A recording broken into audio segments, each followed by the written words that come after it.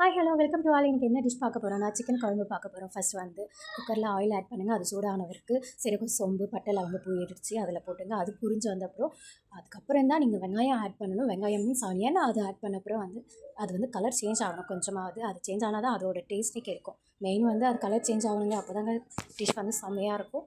நல்லா ஃப்ரை பண்ண அப்புறமா வந்து இஞ்சி பூண்டு பேஸ்ட் வந்து மிக்ஸ் பண்ணிங்க. அதுவும் வந்து அந்த ஸ்மெல் போகிறதுக்காக நல்லா ஃப்ரை பண்ணுங்கள். ஆயிலோடு நல்லா மிக்ஸ் ஆகணும்.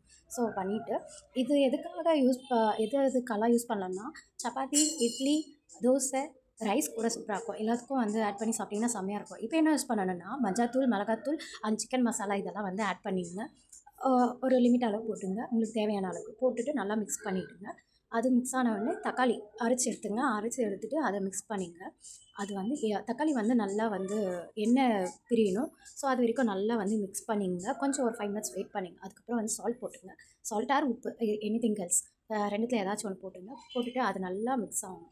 எண்ணெய் வந்து பிரியணும். அப்போ தான் அதோட டேஸ்ட்டு கிடைக்கும். கொதிக்கணும் கொஞ்சம். அப்போ தான் வந்து நம்ம சிக்கன் போடுறப்ப வந்து நல்லா டேஸ்டியாக இதுவாக இருக்கும். அப்போ தான் சப்பாத்திக்கு, இட்லிக்கு எல்லாம் செம்ம லெவல், வேறு லெவல் டேஸ்ட் இருக்கும். ஸோ இதெல்லாம் வந்து நல்லா இது பண்ணிங்க. நெக்ஸ்ட்டு என்ன பண்ண போகிறீங்கன்னா, இதுதான் மெயின் டிஷ்ங்க. என்ன போட போகிறேன்னா, சிக்கன் போட போகிறோம்.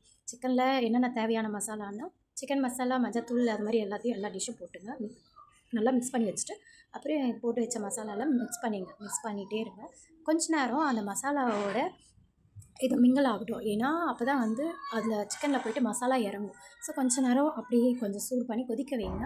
கொதித்து வச்சுட்டே இருங்க. அதுக்குள்ளேயே நம்ம சைடில் வேறு ஏதாச்சும் ரைஸு அந்த மாதிரியெல்லாம் பண்ணலாம். அது முடிஞ்ச உடனே என்ன பண்ண போகிறோம்? வாங்க வாங்க பார்க்கலாம். இப்படியே மிக்ஸ் பண்ணிகிட்டே இருங்க. பக்கத்தில் ரைஸ் ஆகுதுங்க. வெயிட் பண்ணுங்கள்.